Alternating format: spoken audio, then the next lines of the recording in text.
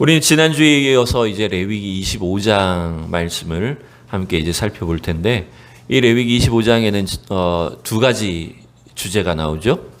안식년과 뭡니까? 희년에 대한 규례들이 여러분 기록이 되어 있습니다. 마치 6일 동안 쉬고 일곱째 날 안식하라고 하신 명령처럼 하나님은 6년 동안 이스라엘 백성들이 가나안 땅에서 일을 하고 그 다음에 7년째인 안식년에는 한 해 동안 땅을 쉬게 하고 하나님을 섬기는, 하나님이 주신 은혜를 누리고 기뻐하라라고 하신 것입니다. 그래서 지난주에 말씀드린 것처럼 안식일은 사람을 위한 규례였다면 안식년은 땅을 위한 규례였어요. 그러니까 자동적으로 여러분 땅이 쉬면 사람도 쉬는 거잖아요. 그래서 그 안식년을 통해서 하나님이 우리를 책임지신다, 하나님이 주신 것으로 우리가 만족하며 산다라고 하는 것들, 그 참된 안식과 만족을 누리는 해로 이 안식년을 지키게 하셨던 것입니다. 그리고 이제 이렇게 안식년을 7번의 안식년을 지난 후에 그 다음 해가 되는 50년째에 뭘 지키라고 명령하셨어요? 오늘 우리가 다루고 있는 것처럼 이제 희년을 지키라고 규정을 하고 있습니다. 여러분 오늘 본문을 먼저 함께 보면 8절부터 10절을 가만히 한 절씩 좀 살펴보겠습니다. 8절 9절을 먼저 읽어볼게요. 시작. 너는 7 안식년을 계수할지니 이는 7년이 7번인즉 안식년 7번 동안 곧 49년이라. 7째 달 여름날은 속죄일이니 너는 뿔나팔 소리를 내되 전국에서 뿔나팔을 크게 불치며 그랬습니다. 그래서 지금 7 안식년, 77이 49가 되잖아요.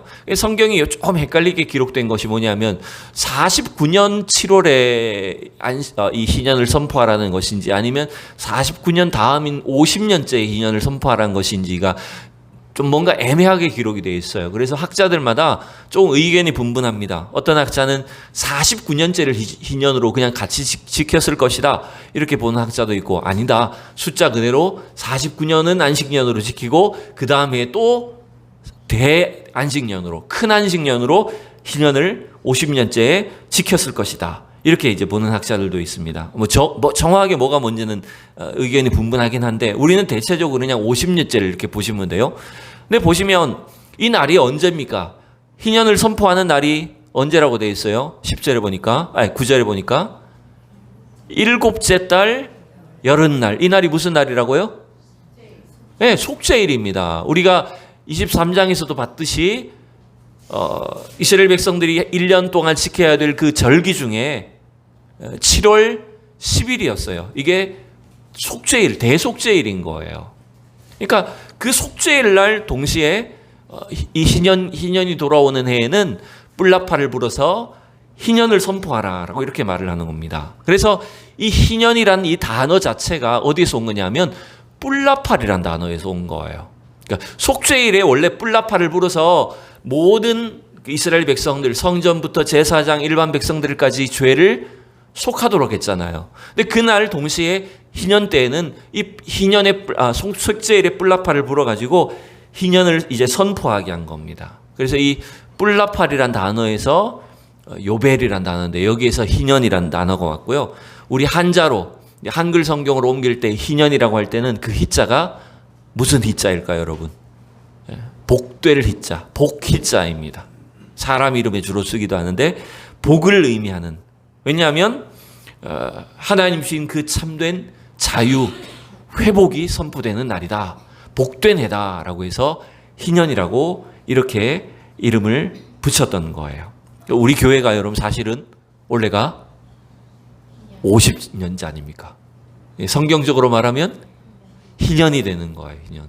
그러니까 여러분 이 희년에 사실은 걸맞는 그런 의미 있는 어떤 잔치를 또 은혜를 나누고 선포하는 것이 원래 희년이다라고 할 수가 있는 거죠. 자, 그런데 여기 10절로 넘어가 보면 이렇게 되어 있어요. 이제 10절엔 또 50년째라고 정확하게 또 지적을 해주고 있죠. 같이 10절만 읽어봅시다. 시작. 너희는 50년째 해를 거룩하게 하여 그 땅에 있는 모든 주민을 위하여 자유를 공포하라. 이 해는 너희에게 희년이니 너희는 각각 자기의 소유지로 돌아가며 각각 자기의 가족에게로 돌아갈지며 이렇게 되어 있습니다. 그래서 희년에는 종들에게는 자유를 선포하고 그 다음에 모든 땅과 소유지들이 다시 원래 주인에게로 회복되도록 돌아가도록 만드는 날인 거예요. 그러니까 여러분 이걸 가만 생각해 보면 매년 속죄일에 선포한 것이 여러분 뭐였냐면 모든 백성들이 성전부터 제사장과 일반 백성들이 다 죄 사함을 받는 날이 속죄일이잖아요. 그죠? 결국 뭡니까? 이 속죄일이란 것은 우리의 몸과 마음이 하나님 앞에 정결함을 입는, 그래서 처음으로 출발로 돌아가는 것이 바로 이 속죄일인 거예요. 그러니까 50년마다 돌아오는 이 희년의 속죄일은 결국 뭘 말하냐 하면 개개인뿐만 아니라 이스라엘 모든 땅, 사회, 공동체 전체가 다 하나님이 주신 처음의 그 자리로, 처음의 시간으로 돌아가는 이 뭐랄까요? 회복의 시간이 바로 희년이다라고 여러분 할 수가 있는 겁니다. 그래서 여러분 이 희년은 실질적인 절기로서 이스라엘 백성들이 잘 지키진 못했지만 오늘 우리의 삶 속에 이 희년이 주는 메시지가 굉장히 중요하다는 걸 우리는 기억해야 돼요. 희년에 해야 되는 세 가지의 일들이 있는데 여러분 이 순서를 좀 바꿔서 11절부터 보면 이렇게 볼 수 있어요. 희년에 해야 될 일들 세 가지로만 요약해 보면 이렇게 되어 있어요. 11절부터 보면 이렇게 되어 있습니다. 50년째에는 너희의 희년이니 너희는 파종하지 말며 스스로 난 것을 거두지 말며 가꾸지 않은 포도를 거두지 말라. 여러분 이 명령은 뭐하고 똑같아요? 농사하지 말라는 거예요. 일하지 말라는 거예요. 네, 안식년하고 똑같아요. 그러니까 이 희년은 대안식년이라고도 부르는 겁니다. 그러니까 안식년에 행했던 걸 희년에도 똑같이 지키는 거예요. 이제 그게 첫 번째입니다. 두 번째, 우리가 10절에서 봤던 것처럼 희년에 해야 될 일이 두 번째가 뭐냐면 뭘 하는 겁니까? 그 땅에 있는 모든 주민을 위하여 자유를 공포하라. 근데 이게 어떤 자유냐면 구체적으로 두 번째는 뭐냐면 네 번째, 다섯 번째 줄을 보면 이 해는 너희에게 희년이니 너희는 각각 자기 소유지로 돌아가며, 여러분 소유지로 돌아가는 게 뭐냐면 사람만 돌려보낸다 이런 의미보다는 땅의 회복을 말하는 겁니다. 땅을 본래 주인에게 돌려주는 것. 땅이 회복되는 게 여러분 두 번째입니다. 희년에 해야 될 두 번째. 세 번째는 뭘까요? 세 번째는 마지막 줄에 있는 것처럼 각각 자기 가족에게 돌아가는 것. 두 번째는 땅의 회복이라면 세 번째는 뭘까요? 사람의 회복인 겁니다. 네? 자유를 잃은 사람들, 돈이나 혹은 어떤 권력 밑에 매여 있는 종된 자들이 자유를 얻어 자기의 원래의 신분으로 또 고향으로 가족들에게로 돌아가도록 하는 것. 이게 희년에 해야 될 세 가지 명령인 거예요. 이 어떤 전체적인 이 명령들을 구체적으로 어떻게 실행해야 될지가 사실은 오늘 25장 후반부에 나오는 55절까지 나오는 전체의 내용인 것입니다. 그걸 우리가 다 함께 상세하게 살펴볼 필요는 없는데 간략하게만 설명드리면 이런 거예요. 우선은 17절부터 여러분 34절까지의 긴 내용이 전부 다 뭐냐면 땅을 회복시키는 것과 관련이 있는 겁니다. 자, 여러분 우리나라는 땅이 누구의 소유입니까? 대체적으로 국가 소유 외의 땅은 다 누구 소유입니까? 그렇죠. 우리 개인의 소유가 보장이 되는 나라죠. 우린 이 땅에 대한 개인의 어떤 소유를 보장을 해주는 그런 권리를 인정해주는 나라예요. 근데 엄밀하게 말하면 하나님은 이스라엘 백성들에게 가나안 땅을 그들의 약속의 땅으로 주실 때 그 땅의 소유를 누구라고 하시는 걸까요? 바로 그 땅의 소유를 하나님의 것이다 라고 이렇게 천명을 하시는 거예요. 제가 지금 자막은 띄우지 못했지만 여러분 13절, 14절 두 절만 한번 보십시다. 성경책을 보세요. 25장 13절, 14절 두 구절만 함께 봅시다. 시작. 이 희년에는 너희가 각기 자기의 소유지로 돌아갈지라. 내 이웃에게 팔든지 내 이웃의 손에서 사거든 너희 각 사람은 그의 형제를 속이지 말라 그랬어요. 여러분 여기서 너희 각기 자기의 소유지로 돌아가라는 말은 이건 두 가지를 다 물론 내포하고 있는 것입니다. 사람의 회복을 포함한 말이긴 하지만 더 정확하게 본다면, 구체적으로 본다면 땅의 회복을 말하는 것입니다. 여러분, 이 땅을 사고 팔 수 있는 것은 허용이 되는 거예요. 이스라엘 백성들에게. 생각해 보세요. 왜 땅을 사고 팔게 될까요? 왜 여러분 땅을, 하나님께서 주신 땅이 있는데 각 지파별로 땅을 분배를 해주셨잖아요. 근데 왜 그 땅을 팔게 될까요? 왜 팔게 됐을까요? 부동산이 많이 올라서? 네. 그 개념보다는 결국 돈의 문제인 거죠. 왜냐하면 돈이 필요하니까, 혹은 빚을 지거나 가난의 문제 때문에 땅을 팔게 되는 일들이 생겼던 겁니다. 그래서 땅을 파는 사람도 있을 것이고, 혹은 자기 지파의 땅이 아님에도, 자기 집안의 분배받은 땅이 아님에도 땅을 사는 사람들이 있었을 거라는 거예요. 그런데 하나님은 그 땅을 사고 파는 문제도 전부 다 희년에 맞추어서 사고 팔라고 명령하시는 거예요. 쉽게 말하면 이런 겁니다. 우리는 땅을 사고 팔면 그것이 영구히 우리의 소유가 돼버리죠. 여러분들이 집 문서나 토지 대장에 문서에 이름이 적히면 그것은 영구히 여러분의 소유가 되잖아요. 그래서 여러분 대대로 후손들에게 물려줄 것 아닙니까? 근데 이스라엘은 다르다는 거예요. 하나님이 이스라엘 백성들이 주신 법은 뭐냐면 50년째가 되면 무조건 어떻게 하라는 걸까요? 50년째가 되면 그것이 원상복구가 되는 겁니다. 리셋이 되는 거예요.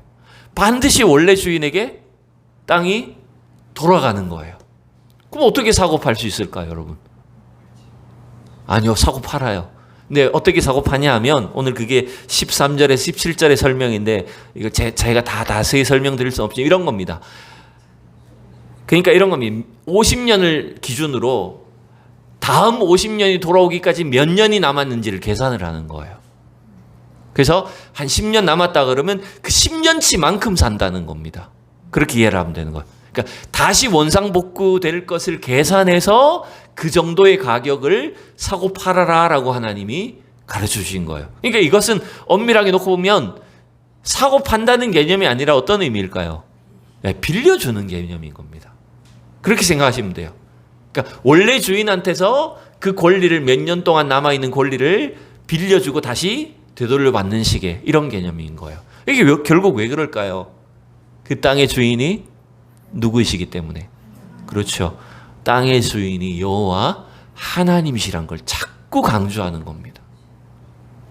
그래서 하나님 이스라엘 백성들에게 오늘 14절에도 나왔었고 그 다음에 17절에도 나오지만 서로 속이지 말라 이렇게 말합니다. 형제를 속여서 마치 그것이 영구히 자기의 소유가 되는 것처럼 하는 것 자체는 누구를 속이는 일이 될까요, 여러분? 그렇죠. 하나님을 속이는 일이 된다는 겁니다. 그래서 여기서 이스라엘 백성들이 엄밀하게 놓고 이런 땅에 대해서, 소유에 대해서 욕심을 부리는 것은 하나님을 두려워하지 않는 태도가 된다라고 하는 것이에요. 그 다음에 또 23절 이하에도 보면 땅이나 집을 무르는 경우, 이제 큰 원칙에서 여러분 땅은 사고 판다기보다는 빌려주는 개념이라고 보는 게 맞다는 거죠. 근데 또 이 땅이나 소유를, 집을, 토지를 그럼 돌려받을 때 어떻게 해야 될 거냐, 물을 때는 어떻게 해야 될 거냐라는 게 23절에서 34절의 긴 내용이 좀 나오는 거예요. 좀 다양한 상황을 다 예로 들어주긴 하지만 간단하게만 보면, 우리 23절에 25절만 보면 같이 볼까요? 자, 23절부터 시작. 토지를 영구히 팔지 말 것은 토지는 다 내 것임이니라. 너희는 거류민이요 동거하는 자로서 나와 함께 있느니라. 여러분 오늘 23절도 명확한 땅에 대한 원칙이 뭐라고요? 땅의 주인이 누구라고요? 여호와 하나님의 것이라는 걸 엄밀하게 선포합니다. 그래서 영구히 팔지 못한다는 거예요. 희년이 되면 반드시 돌려줘야 된다. 그리고 희년이 되기 전에도 물을 수 있다는 겁니다. 자, 그 내용 24절 5절인데요. 같이 읽어봅시다. 시작. 너희 기업에 온 땅에서 그 토지 무르기를 허락할지니 만일 내 형제가 가난하여 그의 기업 중에서 얼마를 팔았으면 그에게 가까운 기업 물을 자가 와서 그의 형제가 판 것을 물을 것이요. 여기서 물은다는 단어가 계속 나옵니다. 그죠? 물은다는 것은 물려준다는 말이 아닙니다. 물은다는 단어는 어떤 의미일까요? 우리가 물건 팔았을 때, 샀을 때 물려줘 이렇게 하면 그게 무슨 뜻입니까? 되돌려준다는 말입니다.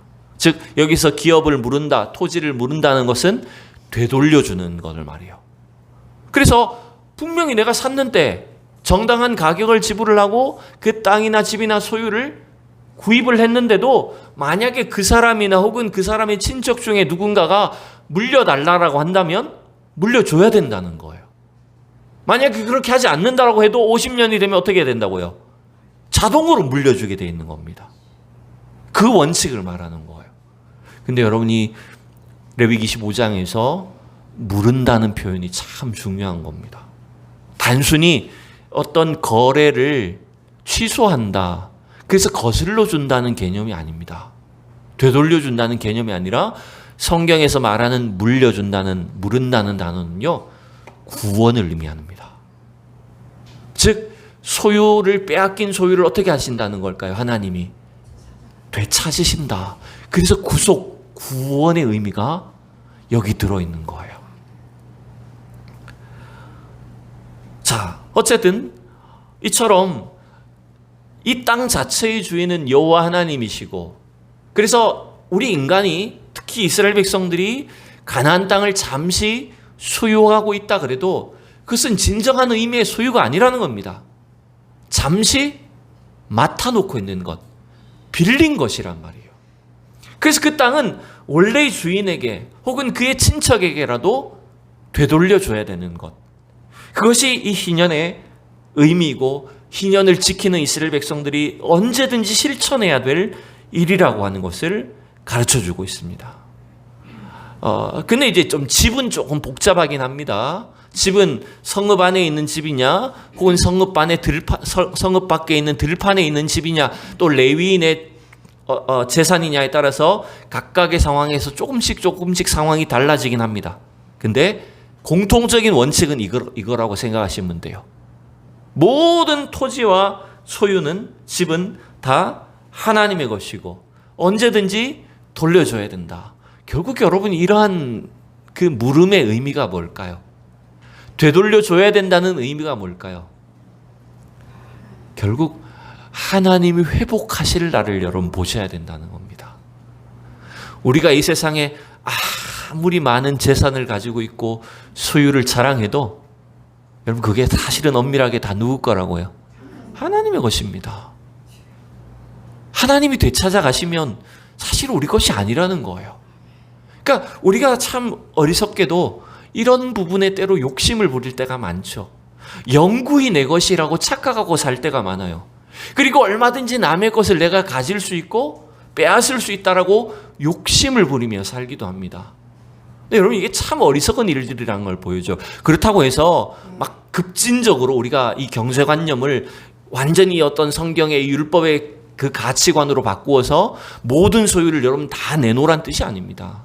그렇게 할 수는 없어요. 그건 갑자기 공산주의가 되는 거예요. 그래서 여러분, 이 공산주의의 이 경제 원리는 사실은 성경에서 차용한 것이라고 봐도 됩니다.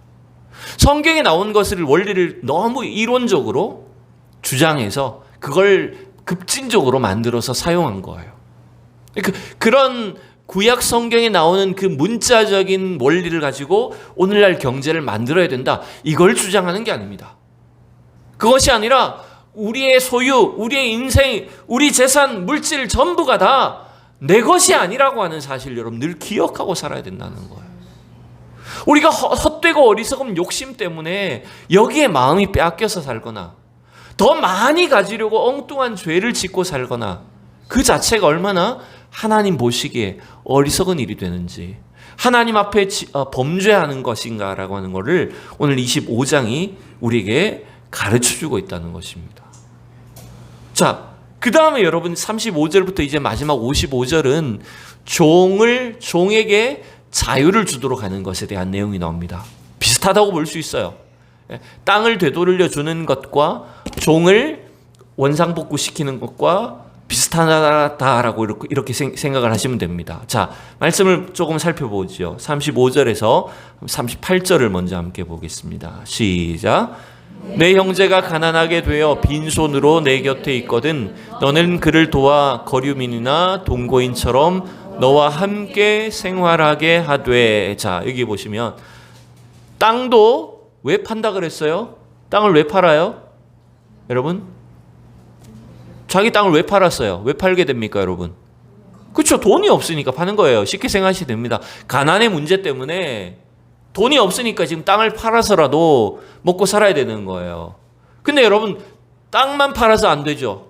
안 되는 게 아니라 땅만 팔아서 지금 모자라요. 그러면 그 다음에 뭐까지 팔게 될까요? 뭐까지 팔게 될까요? 그렇죠. 사람마저 팔게 되는 겁니다.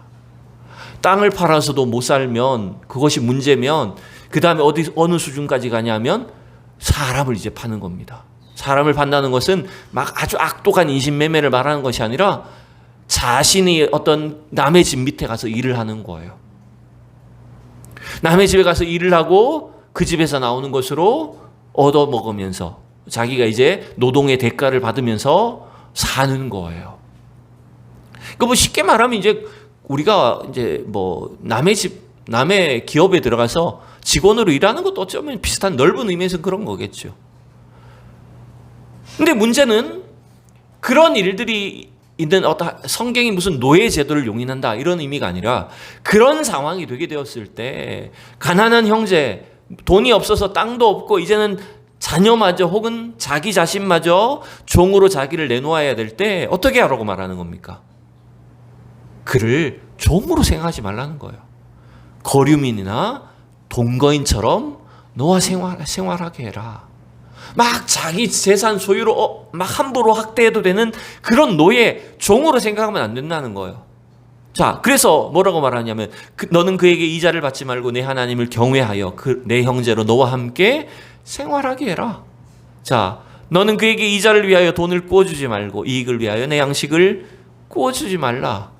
여러분, 서로 누군가가 먹을 것이 없어서 종노릇하고 또 종처럼 일을 한다라고 할지라도 그를 통해서 내가 뭔가 막 착취하고 이익을 삼으려고 이런 식으로 하지 말라는 거예요. 마지막 38절 읽어봅시다. 시작. 나는 너희의 하나님이 되며 또 가나안 땅을 너희에게 주려고 애굽 땅에서 너희를 인도하여 낸 너희의 하나님 여호와이니라. 아멘. 왜 갑자기 하나님이 애굽 이야기를 하실까요? 왜 형제를 종으로 삼으면 안 된다는 말일까요? 하나님이 이스라엘 백성들 애굽에서 종노릇하던 종살이하던 이스라엘 백성들을 어떻게 하셨어요? 구원해내셨잖아요. 그래서 가나안 땅에 들어오게 하신 것은 단순히 좋은 땅에 살게 하신 것이 아니라 그들을 더 이상 하나님은 종으로 두시지 않겠다는 거 아닙니까? 하나님 더 이상 그들에게 종의 신분을 주시지 않고 하나님의 자녀인 자유한 백성의 신분을 주셨다는 것 아닙니까?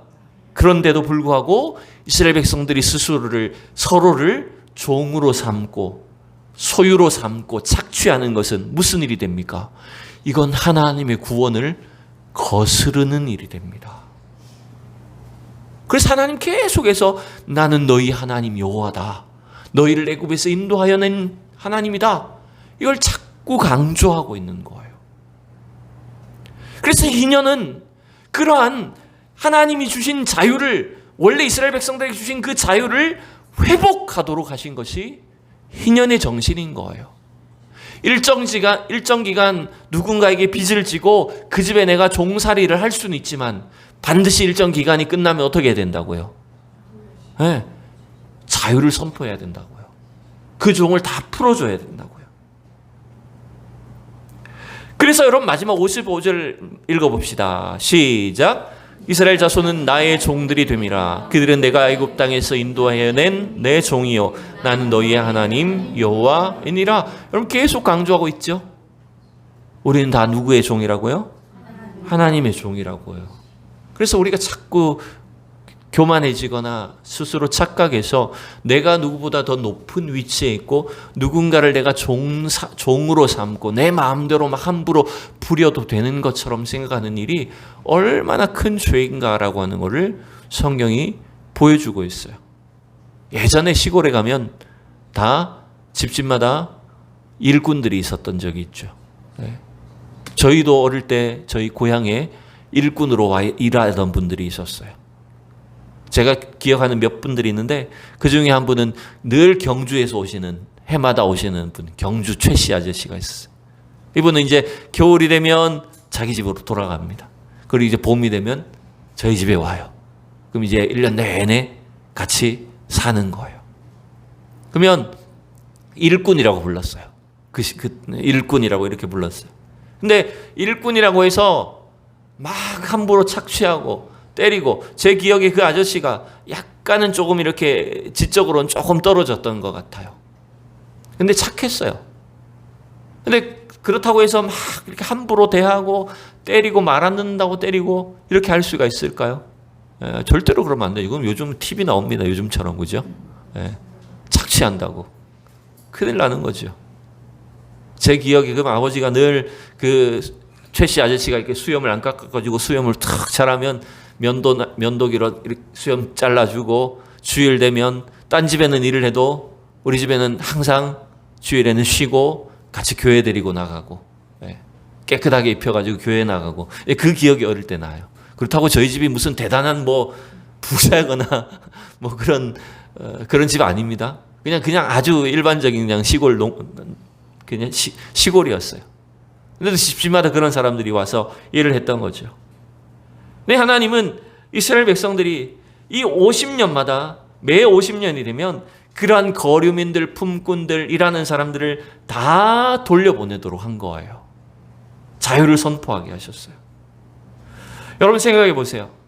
매년 7월 11일 속죄일을 통해서 이스라엘 백성들이 1년 동안 지은 죄에 대해서 하나님이 그들의 죄를 속해 주시고 자유를 주심으로 인해서 그들이 회복되게 하신 것처럼 매 50년마다 어떻게 하라는 겁니까?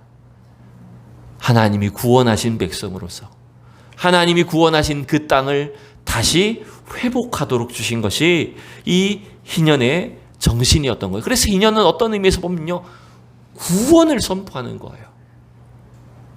그런데 여러분, 제가 지난주에도 말씀드렸지만 이스라엘 백성들이 역사 속에서 이 안식년이나 희년을 잘 지킨 것 같습니까? 못 지킨 것 같습니까? 네? 성경에 보니까 희년이나 안식년을 잘 지켰다는 내용이 별로 없어요. 거의 없어요. 그러니까 실질적으로 이게 지키기가 어려웠을 거예요. 경제적인 이유 때문에. 또 하나 중요한 이유를 꼽으라고 한다면 아마 욕심 때문이었을 거예요. 생각해 보세요. 여러분, 한 50년마다 여러분 재산을 다 돌려주셔야 돼요. 빚을 다 탕감하시거나 뭐 이런 식으로 다 원래대로 돌아간다라고 생각해 봅시다. 내가 조금 이걸 노력해서 가지고 있다면 남들보다 훨씬 성실하게 일해가지고 재산을 모으고 또 소유를 가지고 있는데 그걸 다 되돌려줘라 라고 할 때 여러분 굉장히 어려운 일이었을 겁니다. 욕심 때문에 내놓기가 힘들었을 거예요. 그러니까 여러분 결국 이 안식년이나 희년은 이스라엘 백성들 자신의 힘으로 이루는 게 아니란 걸 말합니다. 하나님께서 주신 그 구원을 기억하고 하나님께서 주신 그 구원을 기대하도록 주신 절기인 거예요. 물론 삶 속에서 지켜야 되겠죠. 노력해야 되겠죠. 그래서 여러분 하나님은 정확하게 안식년과 이 희년을 우리에게 허락해 주시기 위해서 이 땅에 예수 그리스도를 보내신 겁니다. 그래서 예수님이 공생애를 시작하실 때 누가복음 4장에 보면 이사야 61장의 말씀을 인용을 하셨죠. 왜 예수님이 이 땅에 오셨는지, 예수님이 이 땅에 오셔서 우리를 통해서 이루고자 하시는 하나님의 사역이 무엇인지를 예언된 이사야 선지자의 말씀을 통해서 그 약속이 이루어졌다라고 하는 것을 선포해 주고 계시죠. 자, 이사야 4장, 누가복음 4장을 함께 우리 읽어볼까요? 시작. 예수께서 그 자라나신 곳 나사렛에 이르사 안식일에 늘 하시던 대로 회당에 들어가서 성경을 읽으려고 서심해 선지자 이사야의 글을 들이거늘 책을 펴서 이렇게 기록된 데를 찾으시고는 곧 주의 성령이 내게 임하셨으니 이는 가난한 자에게 복음을 전하게 하시려고 내게 기름을 부으시고 나를 보내사 포로된 자에게 자유를 눈먼 자에게 다시 보게 함을 전파하며 눌린 자를 자유롭게 하고 주의 은혜를 전파하게 하려 하심이라 하였더라. 아멘. 여기까지. 여러분, 예수님이 이 땅에 오신 목적이 뭐라고요? 가난한 자에게 복음을, 또 포로된 자를 자유를 주시고 눈먼 자에게 다시 보게 함을 주시고 눌린 자를 자유롭게 하시고 주의 은혜를 전파하게 하심이라라고 했지 않습니까? 여러분이 이사야서 61장에 말하는 그 메시아의 그 구원의 날이 바로 예수님을 통해서 이루어진다는 거예요. 그래서 예수님이 21절에 보면 이 일이 바로 오늘 이루어졌다라고 하시는 겁니다. 즉 예수님이 이 땅에 오신 것 자체가 바로 하나님께서 약속하신, 하나님께서 말씀하신 이 희년이 성취되는 일이라고 하는 거예요. 결국 여러분, 하나님의 소유된 성도들이, 하나님의 소유된 백성들이 자유를 얻는 일, 해방이 되는 일, 그날이 언제입니까? 바로 예수님의 구원을 받는 날이라는 거예요. 그래서 우리는 이 희년이 주는 메시지를 두 가지를 다 생각을 하셔야 됩니다. 첫 번째는 이렇게 생각이 들어요. 아까 이스라엘 백성들에게 하나님이 땅에 대해서 명령을 하실 때는요, 굉장히 적극적으로 하셨어요. 그죠? 구속한다는 단어, 물은다는 단어를 써서 그걸 말씀하셨어요. 결국 여러분 그 땅, 소유, 우리 경제 원리에 있어서는 우리가 적극적으로 정의를 부르짖고 정의롭게 사는 우리 성도들이 되셔야 됩니다. 세상은 온통 자신의 욕심을 위해 살아갑니다. 자신의 이익과 만족을 최고로 여기며 살아가요. 우리도 이러한 경제 속에 놓여 있어요. 그러나 그렇다고 할지라도 우리는 여러분 이 모든 이 땅의 재물이나 이 소유 자체가 궁극적으로 우리의 것이 아니라는 걸 자꾸 주지시켜야 됩니다. 남의 것을 악한 방식으로 이용해서 내가 빼앗고 착취하고 얻는 것 그 자체를 여러분 정의라고 여러분 자꾸 생각하시면 안 돼요. 그렇다고 해서 여러분 재물 소유를 가지지 말란 말이 아닙니다. 그 속에서 늘 하나님의 소유되심을 늘 인정하셔야 됩니다. 그걸 어쩌면 적극적으로 실천하라고 하는 거예요.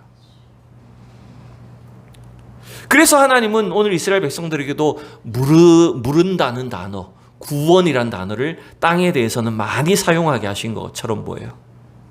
또 하나, 결국 사람에 대해서 사람을 완전히 자유하게 하시는 건 누구의 역할일까요? 그것은 바로 하나님이 하실 일들이라는 겁니다. 주님이 이 땅에 오셔서 희년의 복음을 선포하시고 그 일을 실행하신 것처럼 우리를 참되게 자유롭게 하시고 우리 죄에 매여 있는 인생들을 구원하실 그 하나님의 구원을 여러분 날마다 갈망하고 소망하셔야 됩니다. 그렇지 않으면요, 우리는 자꾸만 우리의 욕심에 사로잡혀 있기가 쉬워요. 교회가 참 그러기가 쉽습니다. 하나님 나라의 원리를, 진리를 주장하고 정의를 외치면서도 자칫하면 우리는 세상적인 사람들, 세상의 경제 원리를 똑같이 따라가기가 쉬워요. 자세한 사항은 제가 말씀드린 그렇지만 최근에 어떤 사람이, 꽤 유명한 사람이 자기 자녀 문제 때문에 그 교사를 고소하고 그 교사가 잘리게 만드는 일이 있어서 뉴스에 많이 등장을 하고 있죠, 지금도. 근데 그분이 보니까요, 교회 다니는 분이더라고요. 원래 교회를 다닌 분은 아닌 것 같은데, 최근에 이제 교회를 다니고 세례까지 받은 것 같아요. 근데 그분이 다니는 교회에 보니까 그 교회의 어떤 목표, 그 교회가 꿈꾸는 일들 막 이런 걸 적힌 것이 나왔는데 굉장히 사회 정의를 주장하는 교회예요. 사회 참여적이고 그런 경제적인 또 뭐랄까요? 사회적인 정의를 엄청나게 부르짖고 적극적으로 막 그런 일들을 주장하는 그런 교회예요. 그러나 여러분 어떻습니까? 그게 틀렸다고 하는 말을 하는 것이 아니라 그렇게 사회 정의를 부르짖으면서도 정작 자기 자식의 문제가 생기니까 어떻게 돼버려요? 네, 자기만 옳은 거예요. 남은 죽여서라도 그 사람은 상대방은 내가 어떻게든지 끌어내려서라도 나는 옳다라고 하는 걸 자랑하게 되지 않습니까? 참 모순돼 버리잖아요. 여러분 이게 이러한 우리 성도의 신앙이 우리 성도들의 삶이 이러한 모순점에 빠질 수 있다라고 하는 것을 보여주고 있습니다. 여러분 오늘 주님이 이러한 희년의 놀라운 구원의 은혜를 통하여 우리를 택하여 주시고 우리를 하나님의 자녀 삼으신 줄로 믿습니다. 여러분 우리는 이 복음이 주는 자유를 날마다 누리셔야 됩니다. 이 복음이 주는 자유를 여러분 온 세상 가운데 선포하셔야 됩니다. 그래서 우리가 이 땅을 살고 사람들을 만나고 경제적인 활동을 하고 이 모든 일들 속에 정말 하나님이 원하시는 것이 무엇인가를 주님께서 이스라엘 백성들에게 희년을 통해서 이루시기를 원했던 그 하나님 나라를 오늘 우리 삶 속에 실현시킬 수 있도록 그렇게 노력하는 우리 성도들이 다 될 수 있기를 축원합니다. 함께 기도합니다. 존귀하신 하나님